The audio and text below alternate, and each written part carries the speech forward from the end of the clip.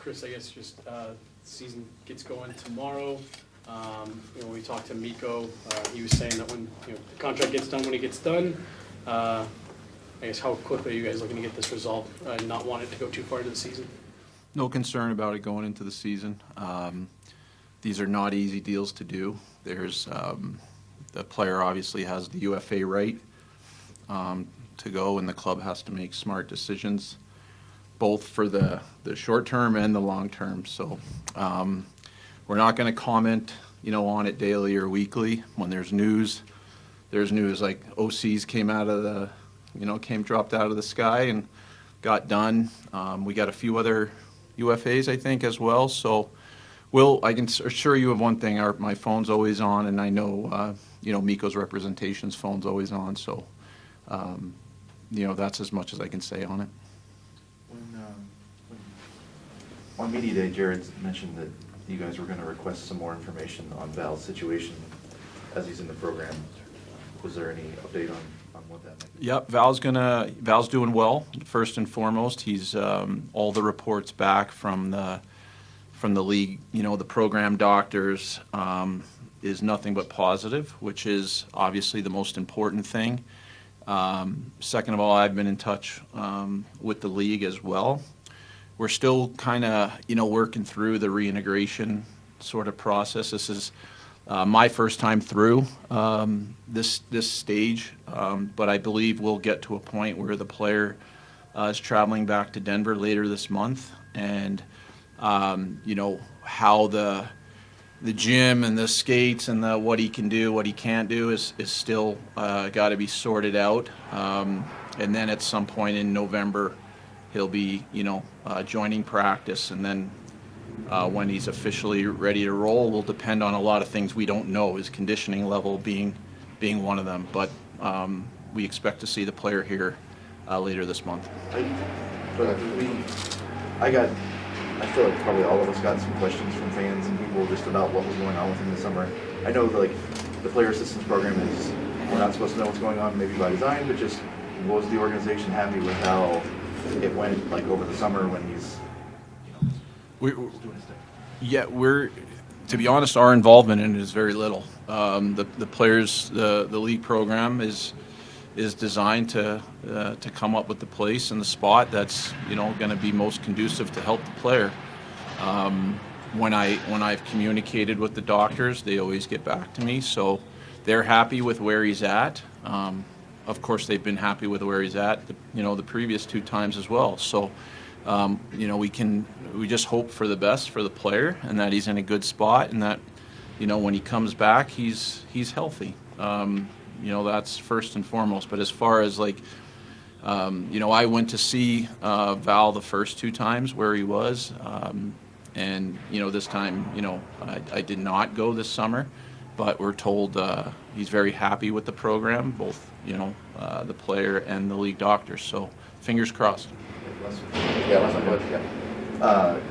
He did a series of videos that were published over the summer. They were before what happened during the Dallas series, but he did address the Seattle situation in a way that no one really has. There was one specific thing in there where he says, "I was going to come back after the first round." I'm not commenting on that. We've asked the team what he would need to do to rebuild trust, but I was curious what you would need to see or hear from Nichushkin that would satisfy you. I'm satisfied. I've talked with Val. I think this is just me. The players are the players. Their family dynamic is their family dynamic. I think every single person in that locker room, whether it's players, the coaching staff, trainers, equipment, ownership, Joe, all of us, it sounds like a broken record. We want Val healthy. That's first and foremost, as to be a functional human being. I think, we all know people that struggle with addictions and these sort of things, and they're tough situations. I think the players, all they want to know is that Val's healthy and that he understands the hurt that they went through, especially at playoff time. I think how they do that is something I'm certainly not going to comment on. I think that's personal in the room. But I can tell you this, there's not one single player that's not going to welcome back Val with open arms. Just to clarify, last time he was in the program, there was I remember we were talking to Jared Bednar about he was cleared to practice, and we were asking when will he be cleared to play, or when will he play, and he said that he needs to get clearance. Are you guys still waiting on information on if November 13th is a practice or a game? We're still a long ways away, right, from the 6 month. Like, we're going to figure out when can he join the team, what's his fitness level. The last thing we'll want, assuming everything is good, is for him to come back, play too soon, and pull a groin, right? That would be disaster for everybody. So there's a lot of things that we have to glean. I think first and foremost is what does it look like for him when he comes back here? How does his program look now that he's back in Denver? How can we help? What can he do in the gym? Is it separate from everybody? When can he officially join practice and reintegrate and all that stuff? That is all stuff that over the next 3-4 weeks that we'll still have to pin down. Go ahead. Just our annual Gabe Landeskog update from your perspective. Where's he at now? Rehab. I know that sounds glib, but that's the truth. He continues. He's in the gym right now as we speak, grinding, and that's really all I know. This is not, as you guys know, this is not the do X, Y, and Z, and you're back in 4 weeks, 6 weeks, 6 months shoulder surgery. This is as far from that as you can get. So everything is going well, but we still got some work to do. Evan, then Eric. It's been rare for you guys to have this many roster spots open when camp starts, and you had 3 open forward spots, and it's been filled, and Jared said we just need 3. Are you guys happy with the 3 that stepped up, and I guess the guys beyond that, are you guys happy with kind of the performance of everybody? Kind of. Let me tell you tomorrow night. Preseason's preseason, right? And at the level, we all know the level's going to get jacked up significantly here. So what, Kovalenko, Richie, Sam Malinsky, Ivan, what they've done is they've put themselves in a position to start to earn real trust in the regular season. And that's not easy to do. It's preseason is one thing, doing the right things in the summer is a prerequisite to have a chance to continue to earn an NHL jersey in a regular season game. So we're excited to see what they can do. They've certainly put in a lot of good work. They all played well in the preseason. But now that we all know the intensity and the 2 points are real. So it's going to get jacked up. We're certainly excited to see how it shakes out. And as you know, we're always looking to get better. So if they can help us get better, then we're ecstatic. Eric? Last time we spoke to you here, you were talking about how over the summer you were going to look for those low AAV contracts, and last year you tried it with guys like Drouin and Tatar. This year was Shillington and Brandstrom. Obviously, Tatar ended up getting traded 2 months later. Drouin ended up working out. What made you this time around decide before the season begins, before he gets a chance to play in an NHL regular season game, that moving on from Brandstrom was the right choice? Well, I think the play of Sam Malinsky really elevated and showed us that he was not only a guy that was going to be in the roster, but he's pushing to be in the lineup.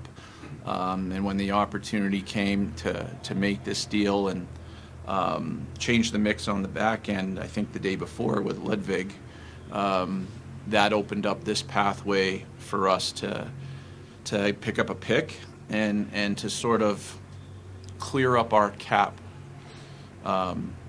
certainly in the short run, that's for sure. So that was behind it. Corey. We've spent months now talking about how there's so much uncertainty going into this season. Just from what is it like as a management's perspective on a season like this, which just seems like unlike anything else you guys have probably faced here, maybe? It's just hockey, right? At the end of the day, it's hockey. We've done, this group has done a hell of a lot of winning over the last number of years. 3 straight years of 50 wins. That's a lot of winning. That's hard. Is there certain challenges? Yeah, they're obviously, right. You're missing Lehkonen, you're missing Val, you're missing Landeskog. Those are 3 top 6 players So is the first, month going to be a challenge? Yeah, it's going to be a challenge. But we got faith in those guys. We still got a lot of good players in there, and that they believe in themselves, and they know how to win, and they know how to fight through adversity. So, but that's pro sports. You're not always going to have the 22 guys on your roster at any given time, whether it's game 1 or game 82 or playoffs. Stuff happens. So we got to deal with it, and I think we're ready to deal with it. Rachel, then Ryan. Going back to those new forwards with Ivan, Kovalenko, Richie, of course, being so young, if you have any conversations with them, what does that look like, or what do you want to make sure these younger players know ahead of their big debut? Well, I think our coaches do a heck of a job preparing them, number one. I think, as you guys know, the intensity is going to be jacked up tomorrow night in Vegas, 20,000 or whatever it is there. And now guys are, they're playing for real. They're playing for the 2 points. So how they can adjust to that, I think, is going to be key. They're going to be dialed in on systems and their role and that sort of thing. They'll have butterflies that they'll have to, sort of navigate, which is a great thing. But I want them to enjoy it, right? If they're Ivan's in or Cal's in, it's their first NHL regular season game. It's special. It's an honor to pull on an NHL jersey, and for them, I want them to enjoy it and maybe get a goal or 2. Chris, can you tell us about the decision to bring in Andrew Wilson and just how helpful he's been in these situations, particularly with Val and Gabe and kind of the weirdness there? He's good. When we lost Biller, we were down an AGM. Most teams have 2. Suzanne Borchert and myself were doing the lion's share of that type of stuff, and she's done an incredible job picking this stuff up really well. She's a rising star in our front office, and I think in the league as well. But Andrew brings a wealth of experience.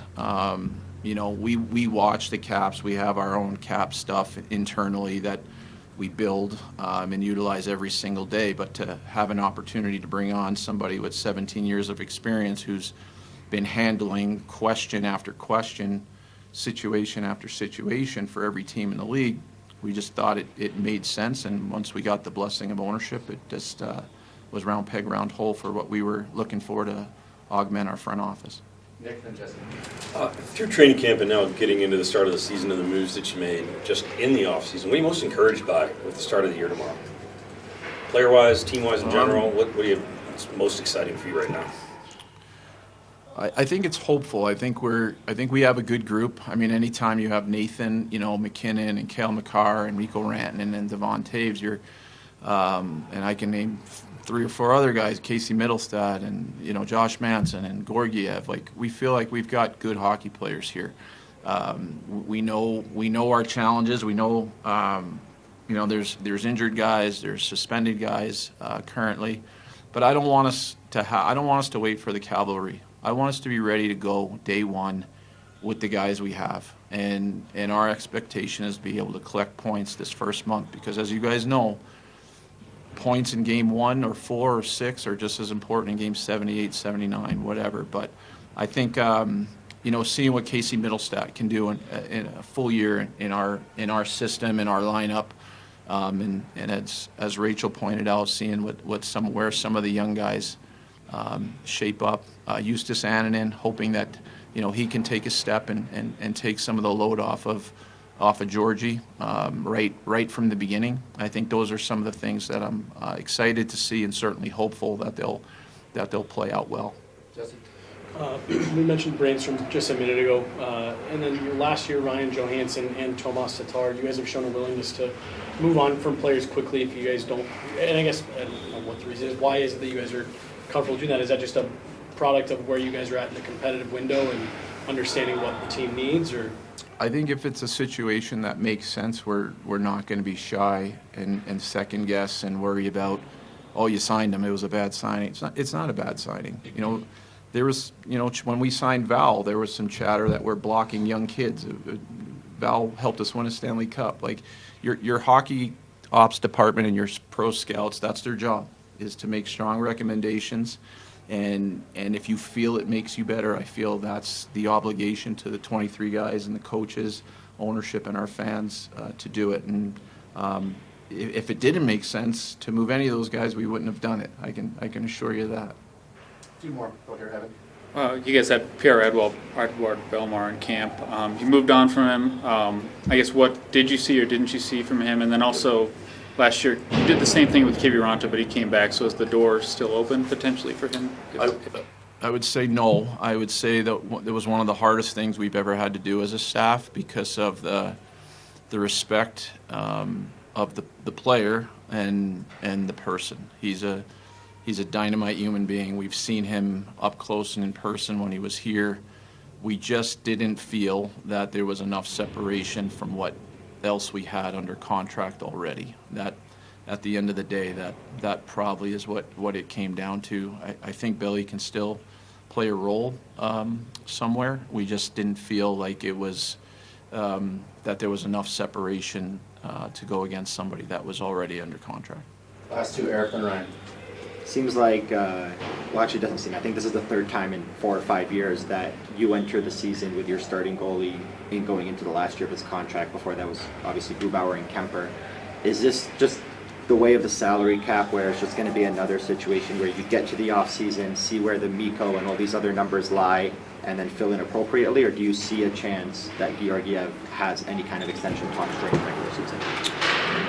I never say never on anything. Like the Logan O'Connor situation came together in about 18 hours, so it takes one phone call. But I think we're just excited to get the season started, to see hopefully Georgie gets off to a real good start, and those things can take care of themselves. It's not like the trade deadline is next week or July 1st is 10 days from now. We've got a lot of hockey and a lot of season to be played, and a lot of things to sort out, but certainly cap and those considerations when you're looking forward, that's part of our job. Their job is to win tomorrow and hopefully the next day and the day after that, day to day. We got to take a bigger picture look at things, but Alex has been a really good goalie for us, and we're counting on him to have a big year. Jared said yesterday Lehkonen has a 5-month checkup at the end of the month. Can you just talk about his timeline, his recovery timeline, where he's at? Yeah, I think that probably is the timeline. Is that 5-month mark will be key, and then once the surgeon looks at him and says, "Yep, everything's dialed in," now we can sort of kind of hone in on, all right, how much time is he going to need? We got to bump him around a little bit and contact and see how it holds up. So whether it's another week or 8-10 days, that determination will be made at that appointment, which I think is around October 27th or 28th. So we got some time with Lecky, but you got to be careful with that. You don't want him to come back too soon and then undo the fix that was implemented. We'll certainly miss him, but very confident that he's doing really well. Okay, thank you guys. Thank you. Thanks, Chris.